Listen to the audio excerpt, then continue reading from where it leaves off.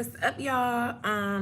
So I'm really just on here so we can talk about people pleasing today because many chosen ones suffer greatly from the need to people please. And a lot of times you don't understand why you're a people pleaser, why you always doing things when you really don't want to, but that's the main reason I'm here today, is to talk to you guys about putting your foot down, knowing when to say no. If you really don't want to do something, you do not have to do it. And oftentimes, this comes from your desire to want to be accepted and want to be loved based on where you come from. And a lot of times, if you grew up in a family system, a narcissistic family system, where you had to earn your love by the things you do because you're not seen or validated or recognized unless you're doing something that's deemed as good in the eyes of your parents or whoever your caregivers were, then you're going to develop that good girl or good boy. I want to be a good girl so that way they can love me. They can shower me with love. I want to do everything right. And this is why oftentimes chosen ones develop that people pleasing spirit, and you also thrive to be a perfectionist. You have a spirit of perfection, or you want to be perfect because you feel like if you just be perfect, then you will be loved. But no one is perfect. No one is perfect, and you don't have to be perfect to be loved. You can be loved simply for being yourself. And that's what you need to understand as the chosen one. You do not have to sit there and downplay your needs and what you really need from a person just so they can be around you, just so they can love you. You do not have to say yes to things that you really don't want to say yes to just for people to love you, for people to accept you. And that is something that you have to understand.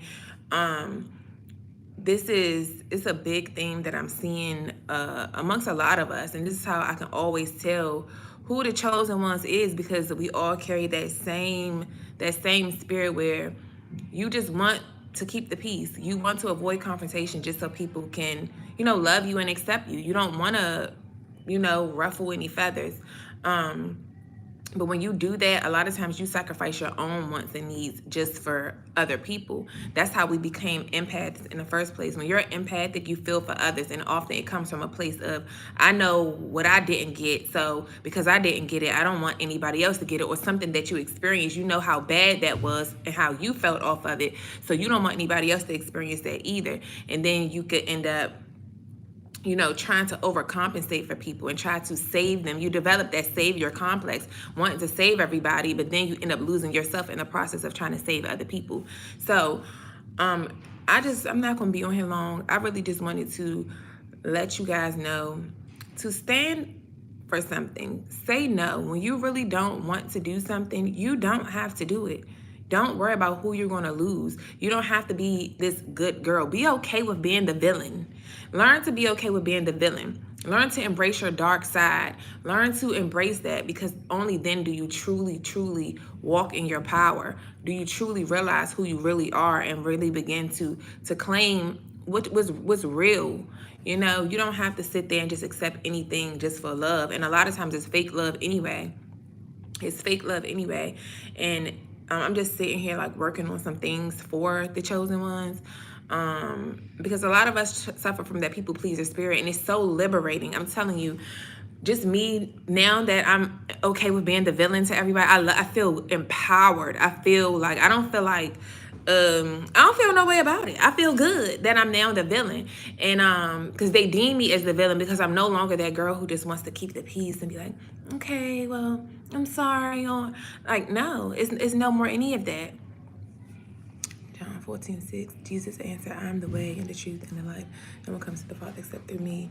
Like, it's no better feeling than truly having the real freedom of being your authentic self, not having to shrink yourself just for people to accept you because you feel like, oh, I gotta be like this, I gotta be perfect, I have to talk like this, I have to be like this, I have to do anything that they want me to do, even though I don't want to do it, just to be accepted. No, that's not your portion. And when you really learn that you're not going to be happy and you're not going to feel free, you're not going to really feel liberated until you really be authentically yourself, be true to who you are, despite who like it or not. Who likes it or not. And a lot of times these narcissistic families, when you come up in these type of systems, and then most times if you end up with a narcissistic partner, it's because you were groomed by narcissistic family members, whether that was your mama, your daddy, your grandmama, whoever raised you, even if it was foster parents, whoever. You were groomed by those type of people where you had to conform. And I'm gonna talk about that another time because this ties into like religion too. This is why I say I'm faith-based. I'm not a religious person. I believe in the Bible. I know the Bible is real because I'm living it, but I'm not in none of these denominations because they teach you to conform and they teach you to wear a mask when really behind the scenes. This is why a lot of religious people, why they live double lives, because they're not being true to who they really are. They have a person that they are when they're at home, and then they have this mask that they have to wear when they come to church in front of everybody else because of what they deem is acceptable by the Lord, when what they want to preach and all of that. This is why they live two different lives. When you really authentic, you could be that same person at home as you are in this environment too. And that's gonna be a whole nother live where I'm gonna probably go into that. Because I just been sitting back doing a lot of thinking. And I'm like, this is why a lot of them live double lives, because you're not true to who you are. Because when you in Christianity or any of them groups, them religious groups, it teaches you to conform and be like this, to be saved, to be accepted by the Lord, to be loved by the Lord. And that's the furthest from the truth. That's the furthest from the truth. Even God he loved the bad kids. If you look through the Bible, he always favored the bad ones. That's why you got to embrace being be bad. I ain't gonna say be bad, but you can't just conform to any and everything. What's up? Good morning. God is definitely in us. God is definitely in us. Oh, it's almost afternoon, so, but yeah, it's still 11:56 where I'm at. And that's why I realized, like, when you got that little rebel spirit, when you want to go against stuff that you know not right. See, them religious groups, they teach you to conform to this. And that's why this is why a lot of black sheep, a lot of the chosen ones come out of religion and then they go into spirituality because when they grew up in that Christianity and in that religious stuff, they just knew that something is not clicking. When they go to them Bible studies and they go to church, and then when something ain't clicking when they see how my grandmother or how my whoever family member is present when they're at church, but then behind closed doors at home, they act like this. They really treacherous behind the scenes. So stuff not clicking. Then when you ask certain questions about certain things, of course, these same religious spirited people, they're narcissistic. They're narcissists, and they don't want you to ask anything. When you are with a narcissist, a religious spirited person, it's that same, them highly religious spirited people, they're narcissists, Satan workers, but they hide behind God and Jesus and all of that. But the thing is with that is, they teach you not to have an opinion, not to have a voice. They silence you. They teach you not to have a voice. And this is why it's really detrimental. I'm telling you, narcissistic abuse is like the worst form of abuse because it strips your whole identity. And that's why I'm here to help the chosen ones regain your identity, baby, because you got to know who you really are. Who you really are. You have a voice. Use it. Use it. Stand up for yourself. Advocate for yourself, no matter if anybody else agrees with you or not. Nia, hey y'all. Every time I'm in church, my energy gets drained and I feel myself going to sleep. And it's because it's a dark spirit that's operating through these people. They're not. This is why a lot of them don't like spirituality, because spirituality teaches you to be free, authentically yourself. You're not conformed. You're not trying to be in a box. You're not sitting up here wearing clothes that come up here in church dresses that go all the way to your ankles, but then you go home and you watch.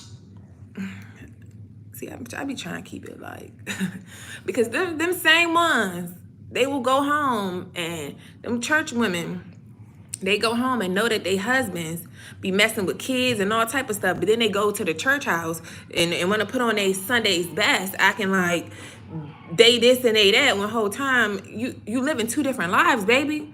You live in two different lives. See, a lot of religious people live two different lives, but when you in spirituality, you're becoming who you truly are. It's about authenticity. It's not about putting on this mask to appear perfect so that you can get favor from the Lord. That's not what it's about. That's not what it's about. Preach this, love the nose ring, girl. Thank you, baby. Crash out. We want to hear it.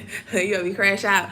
Nah, I just, first of all, I ain't trying to be too too loud in here. I don't want to get too ratchet in here. I'm up at the YMCA. Y'all know they keep the kids. You can take the kids in there for 2 hours. They got the little drop zone area. Drop the kids off. So I like that. So that way I get some time to do stuff I need to do. But you still gotta stay here though. You can't leave. But you know, it's just so I'm sitting here and I'm just doing some stuff that I'm trying to plan out for y'all. And it's like it just been making me think. And growing up in them type of systems, it will strip you from who you are. You will feel like, because I'm on the journey myself.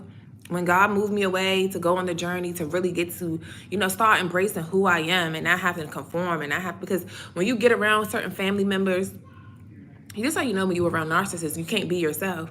You feel like you got to shrink yourself. You can't be lively. You got to just like conform. You got to be chill. Even if you a vibrant person, you can't be who you truly are around those type of people.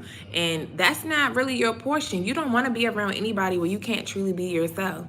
You don't want to be around people who get mad at you just for having some boundaries. You don't want to operate like that.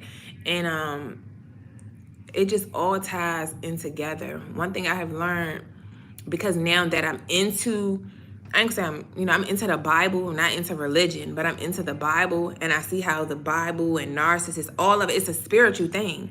The spirit behind narcissism is that demonic entity that is also behind them religious spirited people who are wolves in sheep's clothing. And so it's just like you really gotta stay true to who you are. Be okay with being the villain in their story. You don't have to try to be perfect. You don't have to try to be the good girl, the good boy, so they can love you and like you, so they can accept you, so they can finally see you. You don't have to be none of that, because if you gotta put on just for somebody to love you and accept you, it's not genuine anyway. It's fake love anyway, and you don't want no fake love around you, baby. You don't want no fake love. You don't need no fake love. Why be fake? Why have fake love from them when you can be your real self and you can get love from God? You don't need all of that. And then God will bring you a community of people who just like you, who understand you, who will really genuinely love you for being true to who you are. For being true to who you are. Stop being around people who you can't be a genuine self is because you want some love, you want some friends, you want fake love. It's fake love. You don't want fake love. You do not want fake love. Hey, y'all. You don't want fake love. But you're a people pleaser if you can't say no. Or if you're afraid that if you say no, you're going to start up conflict. And then they're gonna leave away from you. You can't be afraid of losing people. And in this season, that's what God is really calling for a lot of chosen ones to do, is to stop people pleasing. Put your foot down. Set boundaries. If you do not like something, speak on that. You don't have to be rude. You don't got to be gutter like I be gutter with it sometimes. Because sometimes I be like, because it's just like, once you disrupt my spirit, I got to say it how I feel it. I can't sit here and be like, I didn't like how you did it. Now, I don't like how you did that. You definitely got me messed up. You definitely got me messed up. Thank you, baby. Thank you, bookworm.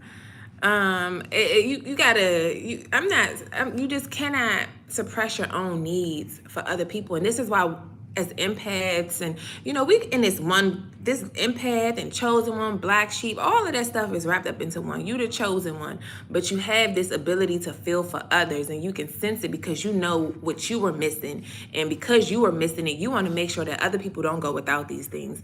So sometimes, though, oftentimes it seemed like a good thing to do, but really it's not, because you're losing a lot of self-respect, a lot of dignity in the process of trying to save other people. This is why oftentimes you're trying to fix men out here or fix women out here. You want to be saviors to people who they're not even trying to save themselves.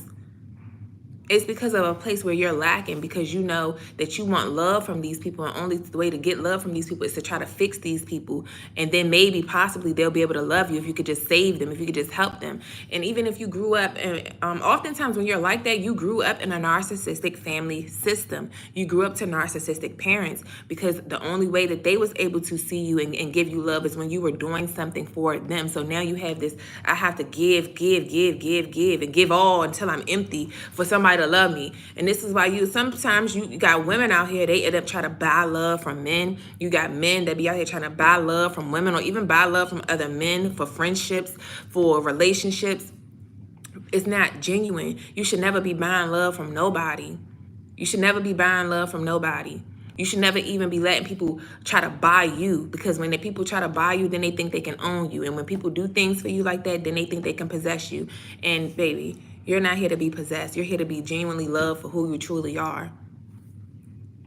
We got to be set apart from the wicked, for sure.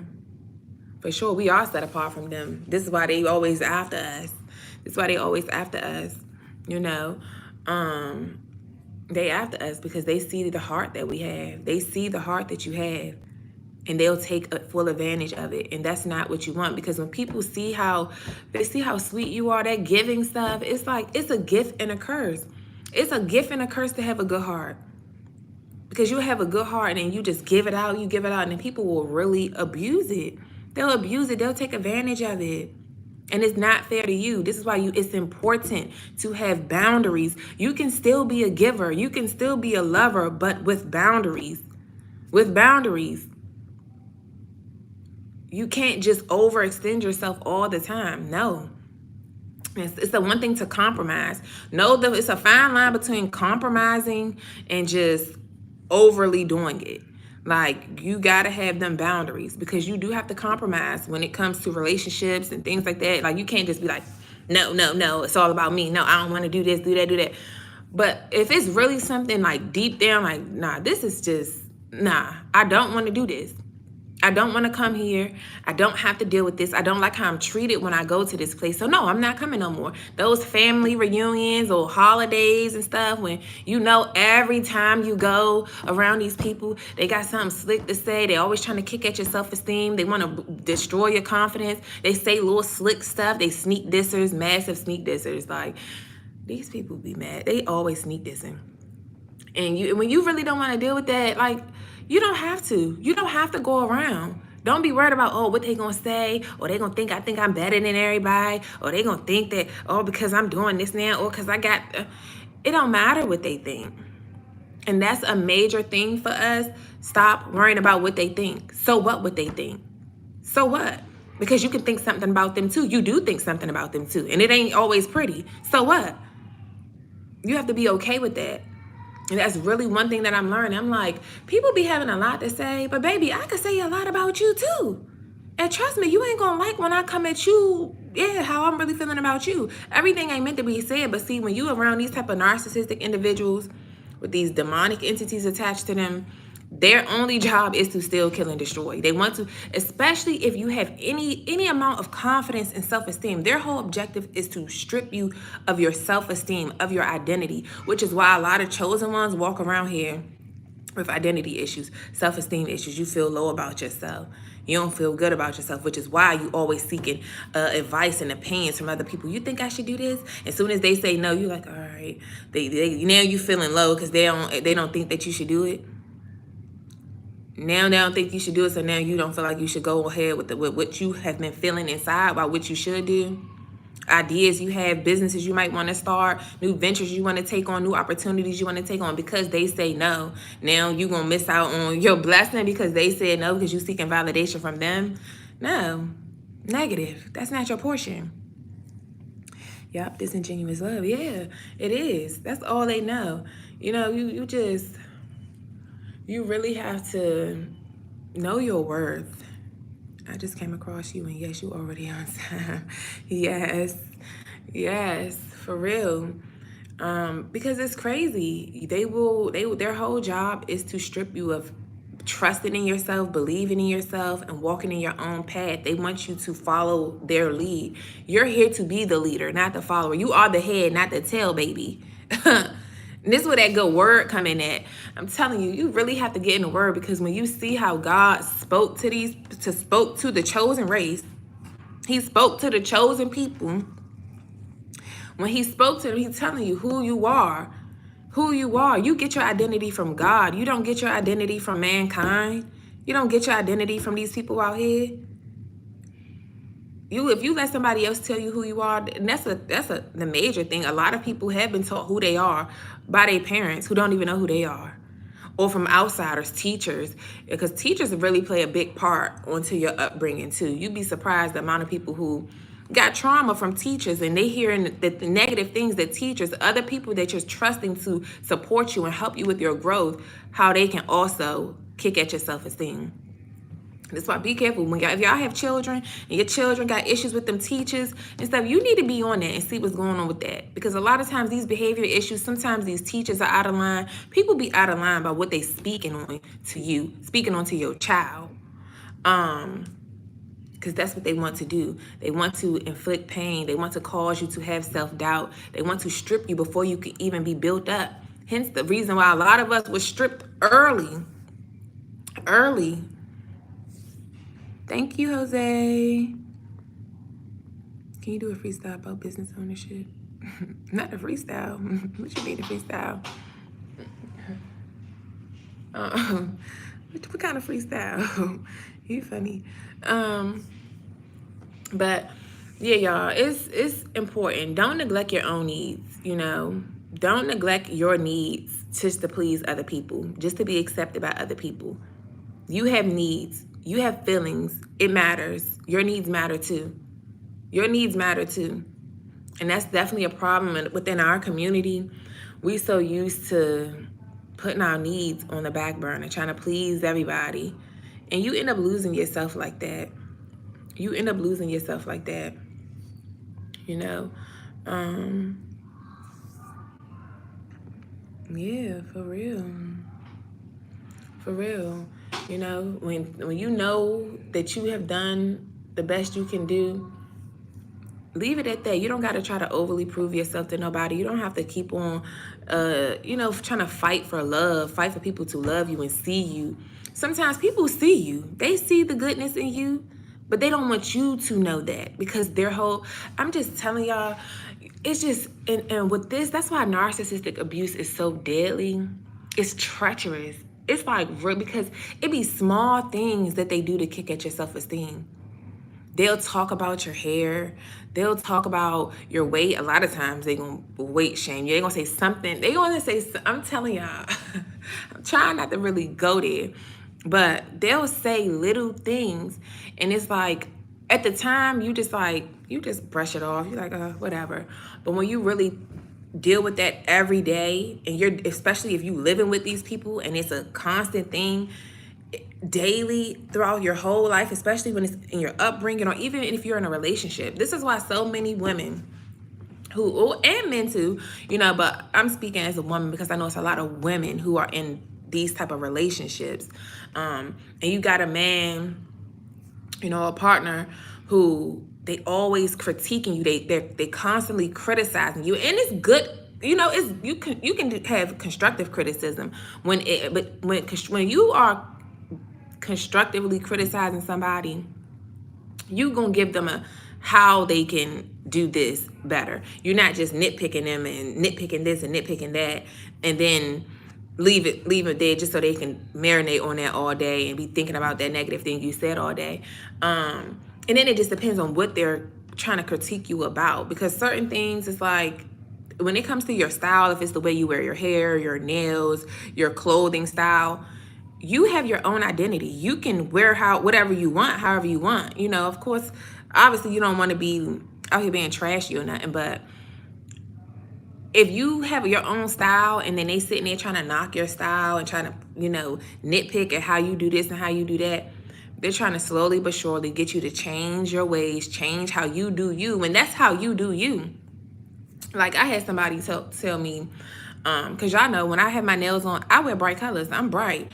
So this person keeps trying to tell me, oh, they keep talking about how they like French tips. I'm like, okay, well, for one, are you paying for these nails that you so-called like? You're not paying for them, so I don't give a what you like. I like this. This is who I am. This is me. And if I decided I want to try those type of nails, I'm gonna try that. But you're not about to keep on saying this and then thinking like, okay, go get them. You go get them other chicks. They can wear that stuff. They can wear that stuff. Or they might say something about your hair, or they might not, they'll purposely not compliment you. They be trying to project their insecurities onto someone else. Yes, that's what they do. And it's just like, you don't realize it until you realize it. Like, they'll see you might just got your hair done. They'll purposely not tell you that your hair cute. Or they'll try to find one little flaw within your hair just so you can feel insecure about yourself. When you came home initially from the hair salon, or even if you did your own hair, you was feeling yourself. You was like, this cute, I like this. This, here they come. This part messed up. They'll say something. It be just something small too. It be something small, and they be like, you a hater, bruh. Like, why are you? But they can't even help it. Like, I'm telling you, it's so many things. Even if it pertains to, you might be losing weight, or you want to gain weight. Shoot. And if they might have been critiquing you for being all bony your whole life, all small, having no butt, having none of this and none of that, then the moment you start gaining a little weight, they'll try to say, oh, you getting fat. You just, like, especially y'all know, if they constantly critiquing your weight, and I already told y'all, well, I definitely was doing it on Instagram, talking about what I have dealt with my weight. Y'all know I battled with my weight my whole entire life. And the moment, I was always a big girl. So the moment I started losing weight, this lady, my mother tells me, when I lost that weight, I'm never going to forget, I was outside the IKEA, dropping my daughter off to her. I get out the car. She's going to say, oh, you losing too much weight. You look like a crackhead. Like, really, lady? I look like a crackhead. Like, but this is the type of stuff that they do. So now if you let it mess with you, you gonna be like, all right, let me start eating again then. I'm getting too dang on small. They saying this and they saying that. Nah, if you like it, stay like that. Period. It don't matter what they like. It don't matter if y'all like it. It don't matter if I like it, if y'all like it. Because even with men, you got men a lot, especially when it comes to this whole BBL epidemic, because you got a lot of women who they probably was okay with their body before they saw their man constantly talking about BBLs, or constantly talking about the breasts, or constantly doing this. You was probably okay with yourself. And even if you wasn't, it wasn't no like big deal. But now you got this person who constantly critiquing you about this. So now you like, let me go sign up to get a BBL and all of this because this person keep on talking about me with this. Like, I got small boobs. And I had, a person, they keep on saying, I could get your boobs done, this, that, and that. Sir, first of all, you got with me with these little ass these little boobs. You got with me with these little tits. You gonna keep getting these little tits. You're not about to try to kick at my self-esteem, especially when you do have some type of confidence about yourself. One thing I noticed about me with these men, I have confidence, and they hate that I have confidence. Even when I was bigger, I still had confidence. I knew I was that. And definitely once you experience me, baby, you ain't going nowhere. And it don't even gotta be sexually, just off the energy, just off the vibe. But definitely when I put that you definitely you ain't going nowhere. You ain't going nowhere. So you can talk all of this, but I got you. And you press and you obsess over me. So it just be like, you saying all of this because you're trying to kick at my self-esteem. You're trying to kick at my confidence. And then you'll sometimes realize, like, when you get to comparing yourself based off of what somebody else said to you, you'll get to comparing yourself to other women. If you're a man, you'll get to comparing yourself to other men. This is why they get the meat size and stuff, because somebody might have told them, like, especially because if it just depends on who you're dealing with. If you're dealing with a narcissistic woman, and she might compare you to her exes and other guys that she's been with. So now you insecure about what you packing with down there. And, on our end, you get a man like this, they tell you this and that. Now you insecure with what you working in. So now every woman that you come around, especially if you with him, you mugging them. You mugging them for no reason. You don't like them for no reason, all because you think he liked them because of what he said about them, comparing them to you. This is why you have to block that noise out. Be okay with how you look. That's why when you working on your body or whatever you doing in your life, if it's jobs, whatever, make sure it's about you. You like this. This is the career you want. Because even when it comes to that, I'll really be all day going in about this stuff, because even when it comes to that, they'll try to kick at you because you chose this career path. But they wanna make you feel insecure about your career path. They feel like you should be doing this and you should be doing that. And now you get the chasing because you seeking validation from them and you want to make them happy. You end up getting into a career field that you cannot stand, that you hate, that brings you stress every single day, all because you want to live up to what society say you should do or what your family think you should do. Like, cut the crap. Do stuff because you want to do it, because you enjoy it. Because you enjoy it. Don't do stuff for other people. If you like the way you look, if you like your body, stay that way. Stay that way. If you like the career you in, stay in that career. If you don't like the one you in, you can change it. No matter what your parents, family, friends, no matter what they think. No matter what they think. That's when you really begin to walk in power, when you really begin to take your power back, because you're no longer seeking that validation from them narcissistic family members. And see, for so long, and a lot of times you don't even know because for a long time, I never knew that I didn't know I had a narcissistic mother. I didn't know I grew up in a narcissistic family system. It really took for God to move me away to Texas for 2 years by myself, no family, no nothing. All of that stuff happened for a reason, for him to reveal to me, why are you always trying to please your mom? Why are you constantly trying to please this lady? Like, why is everything you do, you looking for, like, you can't even have healthy relationships because you like, my mom is not gonna like you. My mom is not gonna approve of you. Then for this same lady to turn around and become BFFs basically with your the same men that she told you ain't really for you, and the same ones that she ain't really want you in a relationship with, now she BFFs with them. After you don't deal with them and her no more either. This stuff be crazy to me. Let me go ahead. What did it say? Big facts. Once I had to drop the scales off my ass. The tactics of the enemy is ridiculous. Very ridiculous. I mean, we be blinded. It's like, this is why we'll justify for these narcissistic people for so long. Whether it's your parents, your relationships, you justify for them. But you can feel that something not right, but you just can't put your finger on it. And that's how you know you're in a narcissistic relationship with anybody, because you know something is not right, but you can't put your finger on it because they might do a little things for you. They might, sometimes it might seem good, but then it's like the ratio be off. It's more bad times than good times, or it's just like a lot of, it's like you can't really put your finger on it. So you be like, all right, maybe I'm just tripping. Like, that's how you get gaslit. You be like, maybe I'm just tripping. No, you're not.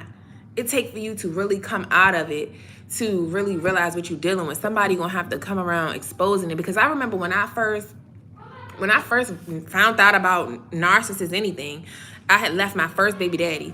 And then Derek Jackson videos, all of a sudden one day just popped up on my timeline as I was scrolling. And what he was explaining, I'm like, that's him. That's because I couldn't put my finger on it, because I'm like, he does do this. It's not like he completely bad, but he does this and that. Like, this is the type of stuff. That's why I say it's so dangerous, because over a long period of time, it have you confused. If you feel like you just always confused in these type of relationships, it's constant confusion. That's how you know it's toxic, and it's of the enemy. It's a trick of the enemy. You look good for yourself. Thank you, babe. I used to dress up till I had kids and I gained weight and I didn't feel myself anymore. Yeah, that's how to be. That's how to be. And that's why you gotta, this is what really your self-love journey is about, what your healing journey is about. It's about getting to you, getting comfortable with yourself, getting comfortable with how you really want to look, how you want to feel. You don't want to feel bad. Okay, you got to start doing things that make you feel good. That make you feel good, not nobody else. It ain't about what they gonna think, how they gonna feel. It's about you doing things that truly make you happy. That's how you take your power back. If you remember, it was a point in time where you used to like getting dressed up. So why you don't like getting dressed up no more? Because they said this and they said that. And of course, after you have a baby, you go through things and you just feel like, especially if you didn't gain weight, I'm just not feeling myself. And just the pressures of being a new mom and all of that, or being a mom again, That's one thing. But when you have that added stress, and especially if you're in a relationship and you had babies with narcissists, they gonna make you feel bad. They not gonna, when you feeling these ways about yourself while you pregnant, they not gonna motivate you. They not gonna be like, babe, you still look good. They might mess around, be criticizing, oh, you gaining too much weight. Oh, you better not gain that much weight when you pregnant with this baby. All of that stuff like that. That's how they kick at your self-esteem. They want to feel superior. I used to be in a cycle of distress because of narcissistic abuse. It's a cycle. It's treacherous. And I'm telling you, because I've just an experience that I just recently been having. I'm like,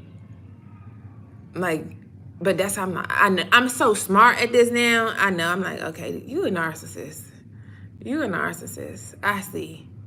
I see, because it's like you do got these little, the tactics. They love playing mind games. They are that's why they master manipulators. They are kings and queens of mind games. And this is why you got to learn how to play the game too. You got to learn how to play the game too. The most I had to move from Brooklyn, New York, because I was getting into a lot of physical altercations. Yeah, and that's what he will do. He will uproot you from here and place you there because he's like, you're going down a path of destruction because of the people who keep maybe attacking you, because of things that's going on. Like, nah, let me go put you somewhere else. Let me put you somewhere else. Let me take you into isolation, get you by yourself so I can clean you up. All right, let me clean you up. You know, but I ain't about to be on here too much longer. I don't know. That lady said she said you can come get him and then bring him back. I mean, come get him. And then after an hour, you could bring him back for another 2 hours. So, but I ain't gonna do that because we gotta get out and do some orders and stuff today. I just wanted to come in here. See, this is the stuff I'm talking about. See, this stuff I'm talking about. That's why this person here, I did not come here for the drama. And these people just love, they love chaos. All they know is chaos. And this is why you have to stay true you have to know who you are. You have to know who you are. But what's sad is because it's like, why do people want to kick at your self-esteem? Like, why would you do that? I'm here to lift you up. I want to build your confidence, build you up. Yeah, you trying to destroy me. You want to tear me down. People really hate when you're confident. That's why what I'm putting together for us, it's the boost. It's the boost. If you struggle with confidence, baby, I'm about to have you out here with your head held high, knowing that you the head and not the tail. Ain't because I said it. That's what God said. You the head and not the tail. Period. So you need to walk with your head up, chest up. Don't be slouching all walking around. If y'all be walking like that, man, stop walking around slouched over, all dry. No, chest up, chin up, back up. Like, if you want to put a little switch in your walk, do that. Like, walk with confidence. Don't be sitting around here walking around slouched over, slow dragging your feet.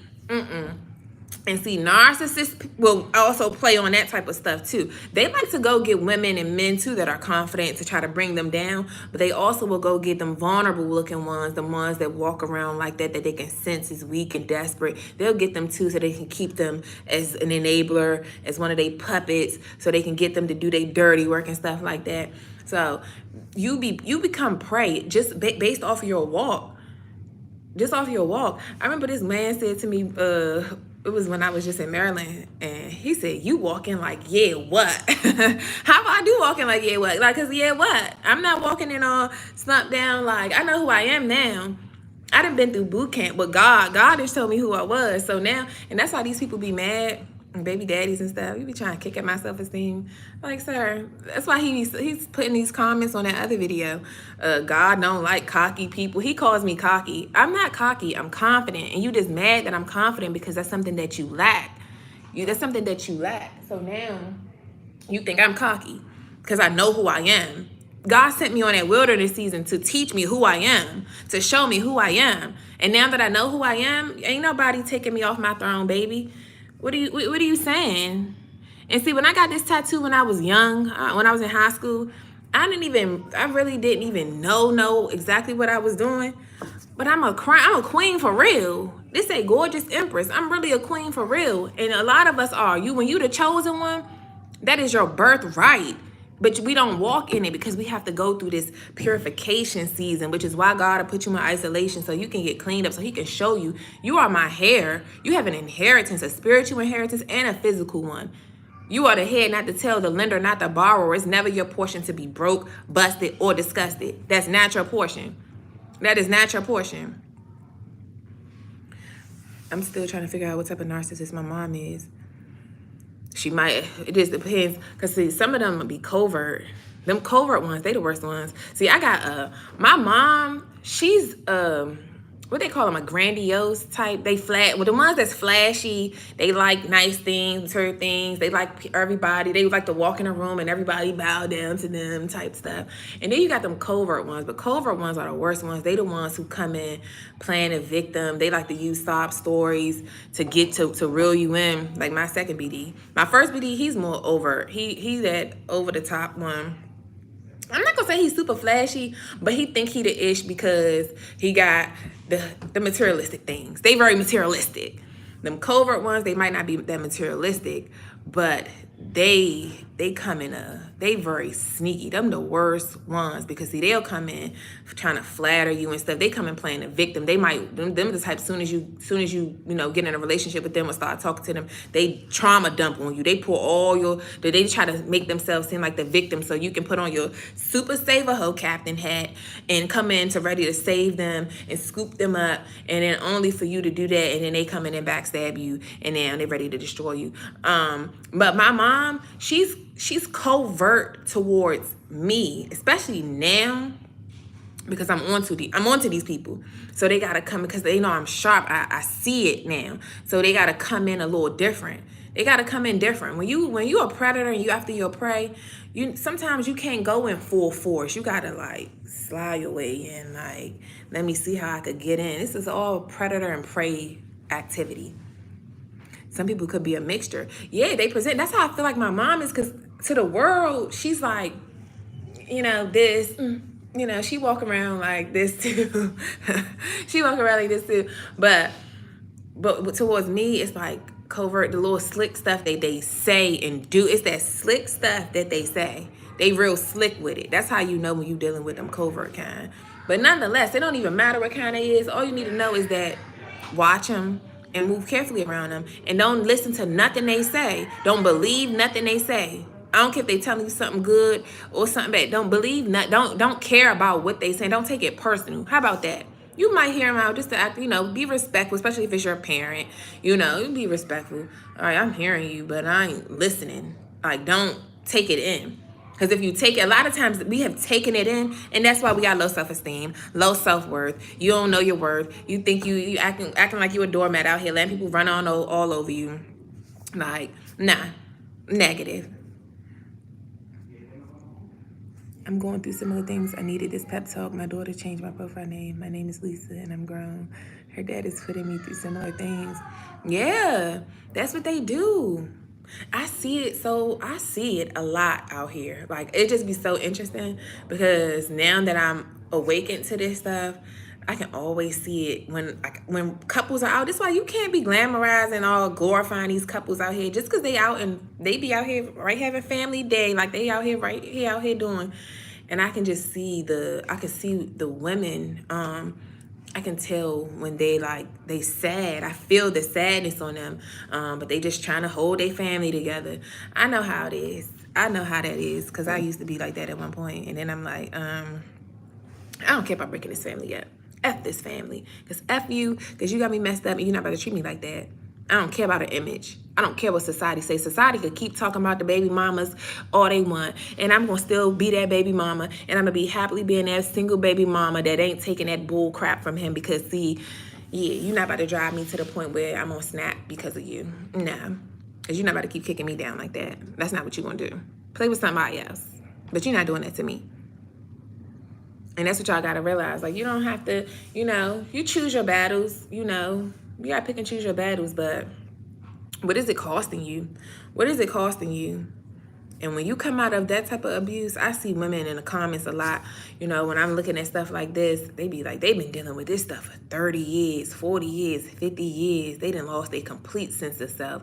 They really like little infants out here because they've been with people men who didn't control their finances. They didn't control everything. They don't even know how to do a resume. They don't even know how to maintain their own accounts. They don't know nothing. They have really been like little children at this point, because you had somebody come in here, control, take over everything, and then pick and choose when they want to give you something, like the heavy financial abuse.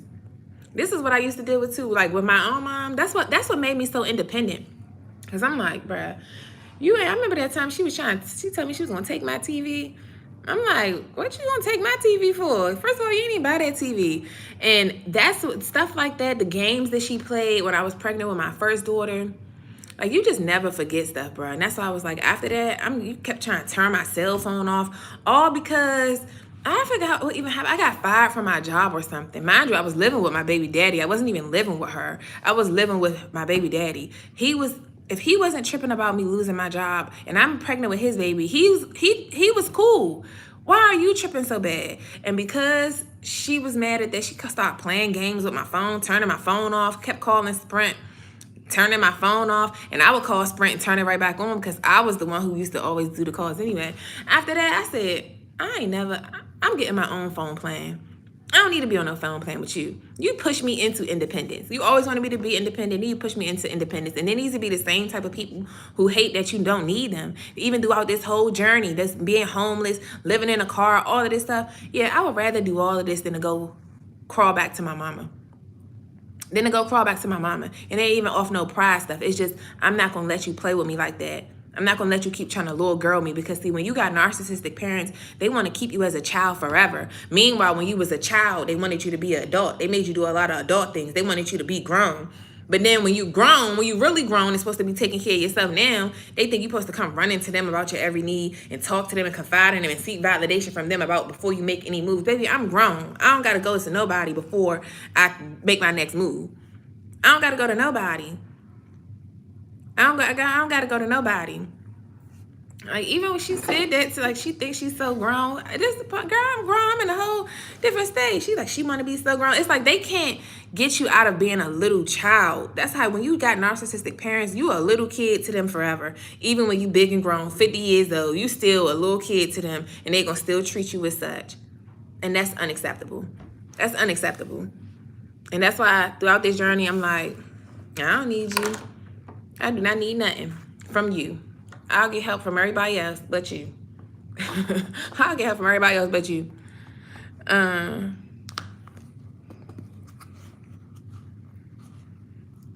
When you have discernment, they'll definitely try to cover up their patterns. They gotta try to move differently now, because they like, oh, they hip now. They know now. You onto them.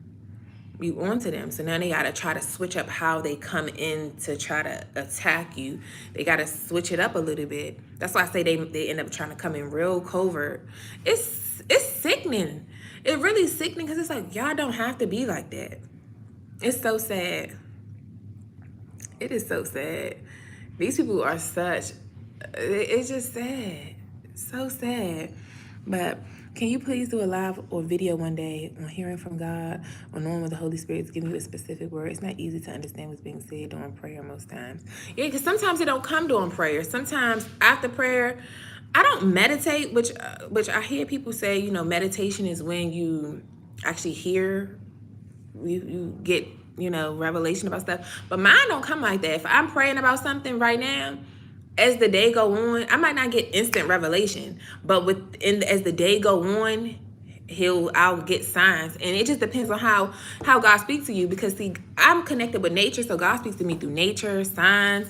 Like, it could be something on somebody's shirt. Like I told y'all in that video about which car, I had prayed and asked, what kind of car do I need to be renting? And then that girl came, as soon as I came out the bathroom, that girl came down the hallway at the airport, at the Amtrak station, and she had on a shirt that said the kind of car that I needed to get, because I was asking him which one. It was between that one and this other one, and I saw that girl's shirt and it said that. So God will speak through many different ways, but I've done videos on it before, but I'll definitely do another one.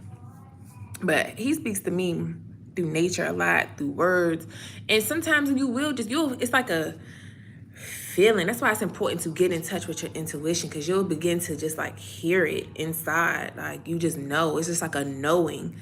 It said that we live in a fallen world, light versus dark daily. Yeah, this is what it is. This is what it is. That's what the ultimate fight is. That's what the ultimate fight is. That was literally me. My husband had full control of everything. So when I left, I felt so lost, and the enemy was trying to trick me into feeling like I couldn't do nothing without him. And that definitely, that was a trick of the enemy. You don't need him, and that's why oftentimes God will. That's because at that point, that's when you'll end up going to God now, because you like, look, I can't do nothing. He don't want you being a dependent on them people. And that's the thing that these people try. Narcissists have a God complex. They literally think that they are God. It's crazy. I mean, the experiences, it's like, you can laugh. I can laugh at it now because it's like, they're crazy. They really have a God complex. They are God. That's why they want so much control. They want to control everything around them. They think that they are God. You have to come through them to get anything. You have to come through me. Like, please, sir, relax. And that's how you will. That's why, as a woman, as a person, period, I say this for men and women, you never put your full life into somebody else's hands. You give them the ability to starve or feed you. You only put your full life into the hands of the Lord. That's the only one. Not these fake lords out here. These narcissists. All they are many Satans. Many Satans. Satans in the flesh. That's all they are. And what is Satan? He's a counterfeit. He wanted to be God so bad. He wanted God's spot so bad. That's how he fell from heaven. He fell from grace because why? He wanted to be God so bad. He wanted control. He wanted control just like God had. He wanted to be able to dictate all the celestial objects. He wanted to dictate the angels, tell everybody, like, he wanted that same power. You're not him. He wanted his spot. That's why a lot of narcissists have that God complex. They are just like their father, the devil, who want God's spot for real. This is why the word counterfeit even exists, because that's what Satan is. And all his little minions, aka these narcissists, they're counterfeits too. They want to fake like they're God too. They're not. They're the furthest from it. They're the furthest from it. They cannot create. And a lot of times they suck at creating. They steal. Like the devil does, steal, kill, and destroy. They steal other people's ideas. They steal what other people doing. They copy. They don't create nothing off their own. They don't have no own true vision of their own. It's something that they saw somebody else doing now, and they want to replicate it, duplicate it. They replicas. They replicas. Like, these people are crazy. These people crazy. What time is it? Shoot, they'll call me when it's time to get them kids. They'll call me. Hey, your hour is up, or 2 hours is up. But now I'm flourishing on my own because they didn't know how powerful and healing God is. Yes, period. Yes, you never needed them in the first place. And that's what God will do that, because he wants you to know you don't need to be codependent. But once again, when you are raised up on narcissistic abuse or emotionally unavailable parents, it raises you to be codependent on others. You seek life from others. You don't go within to live life more abundantly. You don't go within. You seeking everything outside of you versus going inside of you. Like, you don't need none of that outside of you. You don't need none of that. You never needed them in the first place. You thought you did. You don't need them. And it's just I think it's just like human nature. We want to we have like attachments. And then this is why it's important. When you're on your healing journey, it is important to learn what your attachment style is, where it comes from. If you have an anxious attachment style, an avoidant attachment style, where you like distant from people, you can't connect, you got to see where that stuff come from. Because when you got an anxious attachment style, you too clingy. You cling onto everybody. You get a new friend, all of a sudden you want to cling. They BFF, you bringing them all in your space. Like, hold up, chill. That's not cool to do either. It's not cool to be avoidant, because I kind of got an avoidant. Ain't no kind of. I have an avoidant attachment style. I don't attach. It's like, I don't attach, because I never had that attachment growing up. I was not attached to my dad, was not attached to my mom, like on an emotional level. And see, this is why it really starts young. It starts young. From the moment them babies is in your womb, the bonding starts then. The bonding starts then. This is why it's important to have children, because you want to be a mother, because you want to be a father, not because you want to possess somebody and keep somebody and use them for paychecks and all of this, because the child is going to feel that from very early on. Y'all, it's videos out here about this on YouTube. Y'all got to watch that, how the bonding starts early, how the bonding with the child. Emotional neglect can start early with kids, and then it just continues on. And this is why people have these certain type of attachment styles. When you don't bond with your children while they're young, you just simply feed them, give them food. You give them the basic things that narcissists love to say because they give you house, clothes, and food. When that's all you give them, this is why you got a lot of people out here that got these issues. You end up getting BPD like I do. Emotional neglect is dangerous. You got to bond with your kids. It's not just sitting them in front of the TV, let the TV raise them, let the iPads raise them, let the schools raise them. Nah, bond with your kids. Talk to your kids. Hug your kids. Kiss your kids. Love your kids. Ask your kids how they feeling. Know your kids. Know what they like. You got a lot of parents who don't know what their kids like. They don't know. They don't even know how to buy you no gift because they don't know what you like.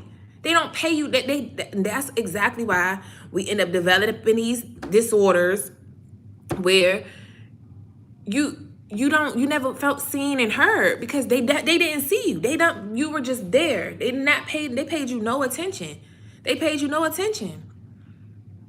And honestly, narcissists, that's where they come from too. A lot of them, that's why they such attention seekers. They didn't have a lot of times their parents ain't paid them no attention either. A lot of us not having attention, not nobody seeing you. As a child, you are to be seen and heard. All that stuff where they say a child is to be seen and I heard you, they don't even really see you. So I don't even know where that saying come from because they don't even know their kids. They don't care. It's just even stuff that I'm witnessing now. Even when you dating people, pay attention to how they are with their children. Like all that stuff matters. Don't think it can't be you. Don't ignore all of that stuff. Because if you end up having a kid with them, they mess around, treat your kids that same way. Like, Hold on, what was that? I'm gonna look up the other ones, and thank you so much. And that's true with the intuition, but I do have anxiety, so it gets in the way. And at first, I really had great feelings about what I was praying on. See, that's a trick of the enemy too. Anxiety, and this is why it's important to fully trust in God. I'm telling you, because I used to have anxiety too. And now that I fully trust in God, I don't have anxiety no more. You have to fully trust in the Lord. No matter what's going on in your life, the world can be raining fire. Like, you got to know that. I trust that the Lord going to get me through this situation. It's going to be something good to come out of here. Because see how you was feeling great at first about what you was praying on. Then all of a sudden that anxiety kick in, that self-doubt, that them thoughts, the tricks of the enemy starting to plant them seeds of doubt in your head. You got to rebuke that. Rebuke them thoughts. Get thee behind me, Satan. You're a stumbling block to me. Like, literally. This is why it's important too to get in that word and see how you definitely got to be rebuking that stuff. Because that's why you really have to fully get that relationship close with God. This is where God really come in at with stuff like this. And when you get into his word and you realize like that when he tell you it's going to be a thing and you praying for a thing and you feeling something so heavy, you know that this is what you should have and this is what you want. A lot of times the things that we really desire, it ain't even us putting it on us. That's God that didn't put it on you. And he wants you to partner with him so that he can bring that to reality. He want to bring it to fruition for you. But you got to trust. You got to be willing to go on the journey for it. You got to be willing to go on the journey for it. And it ain't easy. It's not easy. Hence why I'm in this dang old situation I'm in now. It's not easy, but when you really begin to trust God, you don't have anxiety because you know that, because anxiety is nothing but worry. And what does the word tell us? You do not need to worry. Why are you worrying? Do not worry about what you should eat or what you should drink. For your heavenly Father knows exactly what you need. God put everything here on this earth that he knew we needed. Everything. Everything. He know what we need, but we be worried about this and worried about the outcomes of this. Relax. Stop fixating on what you think the outcome should be anyway. And that's also where we go wrong at, because we be like, I want the outcome to be this. Okay, but it might not be what you want it to be. It's going to be what it needs to be, because that is going to push you into something else. Just like if you're going through, a lot of times when you're going through financial issues and you getting evictions and stuff like that, you want the outcome to be that a blessing show up and you get to stay in that place that you're staying in so you don't get evicted. But that might not be the outcome that God wants you to have, because he's trying to push you somewhere else. You've been praying about this other stuff. Yeah, you want to stay in this place. that you really don't even want to be in no more anyway, but you just want to settle, or you just comfortable there, or you just scared to go to something new because it might require more out of you. No, you cannot let fear hold you back. So sometimes them doors going to have to shut. The outcome is not going to be exactly what you wanted it to be, because it needs to be something else to get you to grow, And I'm telling this based off my experience in this situation. I wanted this too. I'm like, can't you just show up right here and come in and fix this? Nah, because that's going to stunt my growth. You need growth. Do not be afraid to grow. And to grow, you're going to have some doors closed. You're going to have some outcomes that you really didn't want to happen. Do you think even with us, when any of us that's separated from our kids' dads, the outcome is what? We really wanted to fix these people. We really wanted to make it work. But that's just not what it was. That's not what it was meant to be. If I never had left these clowns, and all these clowns sitting up here, as I'm on this live, he probably watching the live. Like, they over here texting me. They be stalkers, I'm telling you. If I would have never left these clowns, I wouldn't have the wisdom I have. I wouldn't have the growth I have. That's why I needed them. That's why it's like hard for me to really even hate these people, because, man, because of y'all didn't push me into my purpose for real. When I tell y'all that Genesis 50-20, really, I live by that. For you meant evil for me, but God used it for my good. He intended it for my good. You intended harm, but God used it for my good. That is real. That is real, because now I'm in my purpose. Now I'm in my purpose. Let me go back up.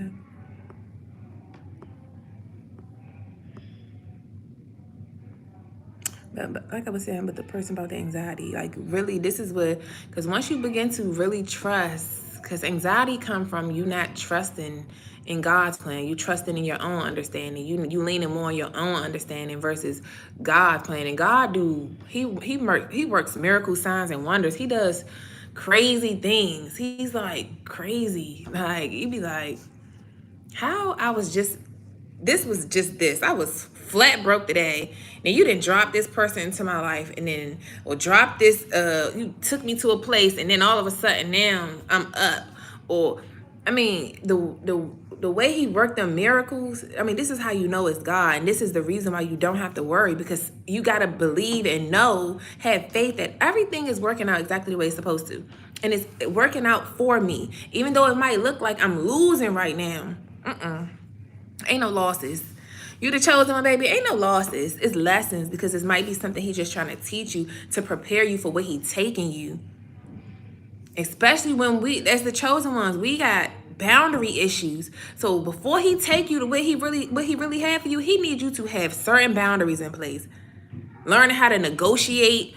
That's one thing I've had to learn. I'm still working on is my negotiation skills. You don't have to don't just take what's given to you. That's why a lot of people in the job force, you just settle. You just settling for that little pay that they trying to give you. Nah, negotiate. Know your worth.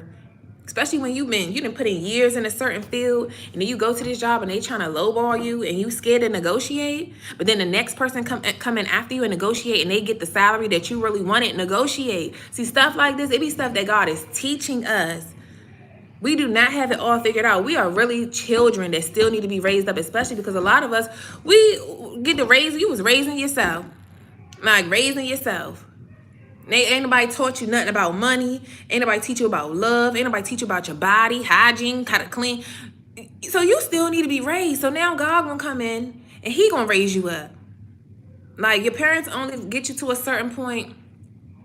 Fine. Now it's like God, like, okay, this is why you get saved again. You're supposed to be born again, because when you're born again, now you're born to God. Now he's coming in to raise you up. Your parents ain't raising you up no more. They did their part. Now you about to be born again, and let me come in and let me get you to where you're really supposed to be. Because see, your parents don't know everything. They need the Lord just like you do. They need instruction just like you do. They know nothing either. That's why grandma and all of them still go to church, because they know they need the Lord. They need the Lord. They don't have it all figured out. This is why they've been stressed too. Grandpa drinking up the place, smoking up the place. Grandma, everybody stressed, getting sick, because they trying to figure it out. They think they got all the answers. You don't got all the answers. You need the Lord. You need the Lord. Like, for real.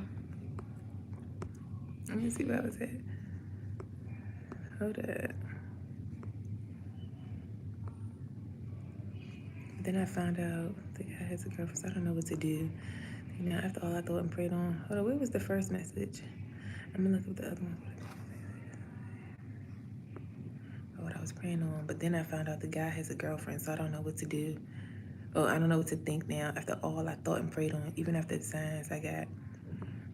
Oh, if that guy got a girlfriend, kick his butt to the curb. Kick him right to the curb. Don't even play with him. Don't even play with him. Don't even be. You might got some little feelings and attachments, but you got to stand on business, knowing that I don't deserve this. I don't come second to nothing or no one. Don't play with me like that. Know your worth. Know your worth. Because when people see they can treat you a kind of way, it don't get no better. If you enable that stuff and they can treat you this way and that way, they gonna continue doing it. They gonna continue doing it. It's gonna get worse. It don't get better because you try to turn a blind eye to something. When you turn a blind eye to stuff, it don't get better. It gets worse. Shoot, look at all these relationships. Like they don't get no better. Being empathic can be a distraction from reality at times, missing and dismissing red flags, because we always want to see the good in people. It definitely does. When you're empathic, that's why I say it's a gift and a curse. Having empathy is really a gift and a curse, because you end up like that's why I say having a good heart. I have this conversation with God a lot. I'm like, it's like, because even with him, I be like, you gave me this good heart, and it's like you penalize me for having the good heart sometimes, because when I'm overgiving, when I'm doing too much, now you talking about I need to have boundaries. Now you talking about I'm doing this. Which one is it? And then when I go hard on these people, when I act like I'm cold-hearted, now I'm still bad. Like, but it's a healthy medium. It's a healthy medium. I'm telling you, these people, like, stop texting me. Like, but it's definitely giving a curse. I like your mushroom shirt. Thank you, babe. Fasting helps with hearing the voice, instruction, and guidance from God. Fasting is key. Fasting, you definitely do, because fasting, when you tune out all the noise and even the eating all this polluted food that they got out here, it clears out. It makes room. It makes room for the Holy Spirit to just awaken within you, for you to hear. It definitely does. Fasting is key. I've done so much fasting to get here. I remember when I tried to do my first fast, I almost died. Like, I can't believe that I be fasting. Like, I love food. Go without food. Like, I ain't trying to go without no food. But even fasting from social media, all these distractions, like sometimes you literally do need to be on an empty stomach, nobody around you, no noise, sitting in silence. You'll be surprised how many people cannot sit in silence. They can't sit in silence. You need to fast. Fasting definitely helps with hearing from God. Thank you. Thank you, no looking back. Anyway, no looking back. I like your name, Anyway. or is it Niway? What's up, Oliver? Some people, places, and things are only for a season. It's only for a season. It's only for a season. It's a sanctification process. Heavy on know your worth and add tags. Definitely. Yeah. People, and that's the thing. It's just humans. We have attachment issues. Like that's why we be so going crazy. Like, chill, detach. Because one thing I'm really learning about the law of detachment, that's really a law. Once you detach from something, it ends up coming to you. Especially if you have that anxious attachment style in relationships, and you really want a person so bad, you want them so bad, so you just keep on blowing them up, texting them, calling them, all that. Stop all that. Because literally, the moment you stop, these people gonna come right on to you. It's gonna come right to you. Even when you stressing about money, oh, how am I make this money? Stop, chill. The moment you just give it all up and be like, I don't even care. Stop focusing so heavy on it. You check your email, or you check the mail. Shoot, you might got an unexpected check. You check your email, you got an opportunity that's about to put some money in your pocket. The moment you detach, you have to detach from things, detach from outcomes. Stop fixating on what you think it should be or what you want it to be. It might not be good for you. So even when you get rejected from things, really, like, you have to really understand that rejection is truly God's protection. Because anything that's meant for me is going to be for me. You have to know that. You have to know that. And maybe at this time, you might not be ready for that. You might not be ready for that. It was time to do something different. I'm telling you, like, it's really levels to this out here. You gotta really understand that. Hoping that they match your energy. That's why God be having to intervene, because we could be entertaining demons. And a lot of times we do be entertaining demons. We do be entertaining demons. And you wonder why, like, dang, why is like, damn, arguing with this person every day all of a sudden? It's always something. It's no peace here. And one thing about it is, especially for us, like, somebody said on the live the other day, like, it's like chosen ones, we can never, it's like we only can have friends and relationships for seasons. Like, it seemed like it's always something happening. We can't have the long-term thing because we belong to God. And if anybody gonna come in and take your be a distraction to you and take you away from what the path that he has you on, especially when he's trying to get you somewhere, he gonna bring all type. He gonna send the devil right on in. Go ahead, Satan. Go ahead, get him. Go intervene in that. Go ahead and disrupt that thing so I can get this person back over here to me. Get back on their path of righteousness for my name's sake, so they can focus. Because this person is not it. This person might have came into your life just for one little thing. One little thing. So everybody that come into your life is not meant to be forever. And humans, I don't know why we so obsessed with forever. We don't even last forever. Like, nothing is forever. We don't live forever. So we want everything forever. Like, nothing's forever. Nothing. Nothing stays the same. And nothing lasts forever. Nothing. Nothing. But we want to, as soon as this person come into our life, because it can be friends too. Your friends come around. Oh, where have you been all my life? Now I want to keep you around forever. And then they get to doing stuff like, now you want to cling to them, and it's not, they wasn't meant forever. They came to teach you something. Most times we are here to learn. Life is all about learning, and it's about a journey to something higher. You're trying to get back to your higher self. You're trying to get to your higher self. So in order to get to your higher self, you have to go through things, because that's what teaches you. Life lessons, like, life is what teaches you. The experiences you go through in life, that's what teaches you. So I had to encounter this person. I had to go through this thing. I'm glad I had to do this. I had to do that, because that's what taught me. That's what teaches you. That's what produces wisdom. That's what produces wisdom. When you go through things and you learn from them, and now you apply those lessons to the next, because another issue gonna come up, and that's the way that God tests you to see, did you learn from the last situation? This is why oftentimes we keep repeating the same cycles, going through the same test, because you failing that test. And God ain't in that no child left behind business. No, you're going to get your butt left behind until you learn that lesson, because you need to learn that lesson. It's important for you to learn that lesson. Because I don't want you to keep coming back crying to me about the same thing, but I already put you on game to how to pass that test right there. I already put you on game. Yeah, you come back doing the same thing. It's funny because I'm experiencing it. So it's like, dang, why do you gotta keep testing somebody? Like, you don't, I got it. But he wants to see, do you really got it? Because where I'm taking you, you're gonna have to know your discernment. You're gonna have to be on it. On it. These blessings you praying for, we be praying for some blessings. And with some of these blessings, you got to be able to properly steward it. And you can't steward it if you a people pleaser. Everything he blessing you with, you don't know how to say no. Now you're going to let these devils come around and steal everything that God blessed you with, that was meant for you and you only, and you and maybe your children, your family, your loved ones, that's genuinely for you, not the ones that been praying on your downfall the whole time. Now you're going to come around and let them take it because you don't know how to say no. Look at how many people, they come into wealth. They come into large amounts of money. And they let their whole family come in, use them up, destroy everything, steal from them. Now they back to ground zero. And then now they mad at God. They mad at themselves. They mad at everybody. Now they're into a depression, out here in the streets, on drugs, all this stuff. Because you didn't know how to say that one word. No. That little 2-letter word that's so powerful. That's so powerful. They didn't know how to say it.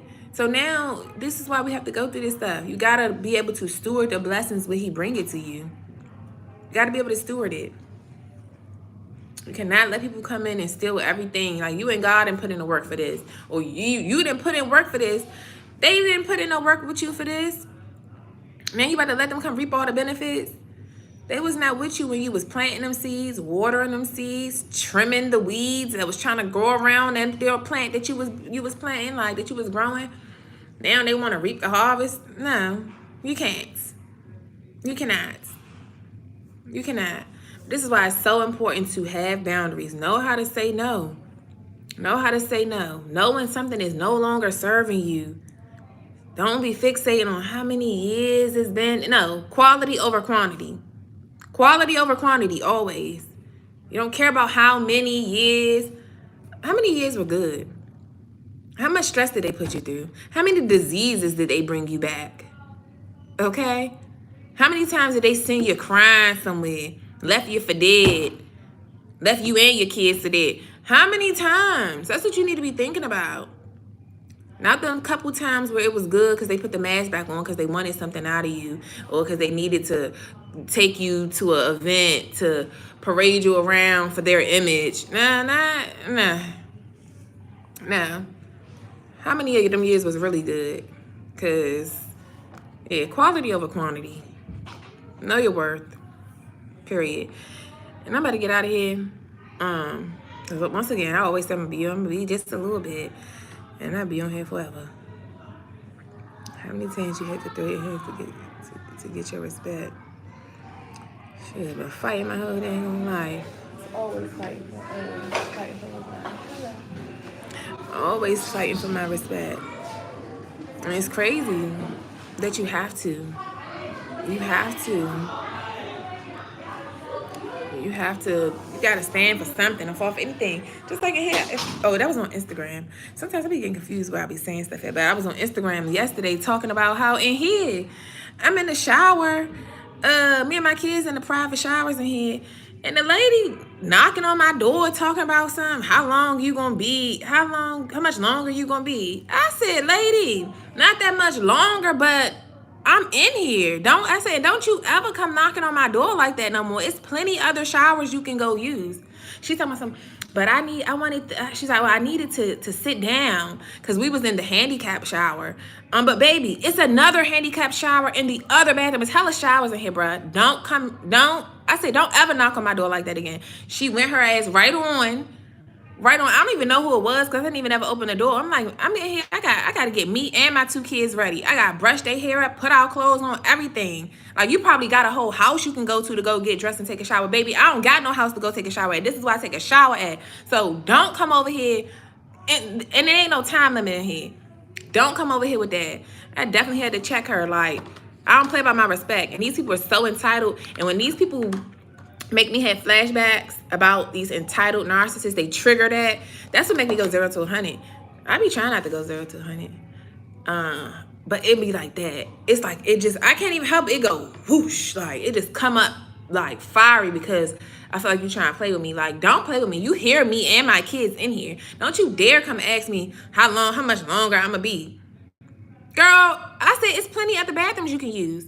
And actually, all the other bathrooms, every one of the showers has like a stool in there. It has like a bench that's wide enough for you to sit down. Now, if you're too fat to sit on that bench, that's another problem. But you don't need to get this one. And I'm not rushing out of here. Now, I said, now I'm going to take longer. We was in there for like an hour. Like, you're not about to rush me. Ain't no time limits here. That's why I love coming to the Y, because ain't no time limits. It's no time limits here. Like, don't play with me. So, stuff like that. I always got to fight by my respect. And in this season, I'm not playing. I don't play about it. I'm not playing no more. Y'all not about to keep doing what y'all want to do. Entitled. You don't do that. And then because I'm not like that, I don't operate like that. I would never do that and go knocking on a door telling them, hey, how much longer you gonna be, when there's plenty other showers. Even if that's my favorite one I like to use, there's times I come in here, okay, and they're filled. Most times I get one that I want. But if it's filled, either I'm gonna wait or I'm gonna go around to the women's one where, you know, it's a bigger one. Because the ones we go into, it's the private showers. It's like the private bathrooms. It's for families and it's private. So anybody really can go in there. It's just private. It's not the big locker room. So when you come out the shower, you in the locker room in front of everybody else. Nah, I like coming into the private ones with me and my kids. Because the experiences that we had, well, this is YouTube. But when we was in, so I told Instagram. But when we was in Maryland, at that YMCA, because y'all know we was living in the office there. And when we was in that YMCA, this old Chinese man, he came, walked in on me and my little daughter in the shower. Oh, hold on. Yeah, they calling me to come get them kids. But he walked, I'm about to get off here anyway. But he walked in while we was in the shower. So I'm like, I don't like that. So now, and then at this other while we was going to up here, it's this lady that the Spanish lady that cleaning it, she always come in there staring at us, and like we're getting dressed and stuff. It's like, I don't like it. So now that we here, I like to go into the private ones. Cause that lady she was being weird too. Y'all know it's women creeps out here too, and she's definitely a creep. Like, where do you come? It's nothing to clean in here. Why you keep coming in here when you see me and my children are in here trying to get dressed? And then she stares. She literally be messing around at her locker. And then she just stares at me. And it'd be like, I'd be like, hi. Like, you're not even saying nothing. You just staring at me. So it's creepy. I'd be like, so when that lady did it the other day, she had me messed up. Period. When she did it yesterday. And she nicely went her butt on. Because I heard her out there saying, too. She was like, well, I'm waiting on the shower. She was saying it to somebody else. And I'm like, I ain't know. Then that's when she ended up coming to knock on my door. I said, I know she did. At first I was like, well, not much longer. But then I'm like, hold up. Don't you knock on my door? Don't you knock on my door like that? Go to another shower. And that's what she did, being a Karen. That's what she was being. Like, don't play with me. But yeah, so I feel like I'm always fighting for my respect. I'm tired of fighting. I just wish people just would be like me, like be considerate. I'm a considerate person. Why you can't be considerate like that? And I think that's what just bothers me. That's what bothers me, because I'm like, I wouldn't do that. I would never do that. And that's what hurt me the most about stuff. It just be like, dang, I would have never did that. Like, I'm a considerate person. But a lot of people out here, they're not considerate. They're not considerate at all. And that's what be bothering me about the world. I'm like, dang, I wouldn't have did that. But it just remind me once again, we not the same. We not the same. My late brother made a song that says, stand for something, fall for anything. And I stand tall, period. And that's facts. It's facts. But y'all, let me get out of here and go get these kids. They right across the hall. One thing about them, they gonna hit you up. Come get them kids. Come get these kids. My daughter, the last time, she said, that lady in there, that girl in there, the worker, she was mean. But not mean to me, but she was mean to the little baby in there because he kept crying. So you gotta be careful leaving your kids these places and all of that. Like, that's why I don't really like daycares and stuff, because people be treating your kids bad. Like, he's a baby. She said she kept telling them to clean up, telling them little babies. They little babies in there, like 1 and 2 probably, telling them to clean up and stuff. Getting mad because they ain't cleaning up right. Like, everybody is not meant to work with kids, you know. So make sure y'all watching y'all kids and doing some check-ins at places you leaving them kids with to make sure they treat them babies right. But I'll see y'all in the next video. Let me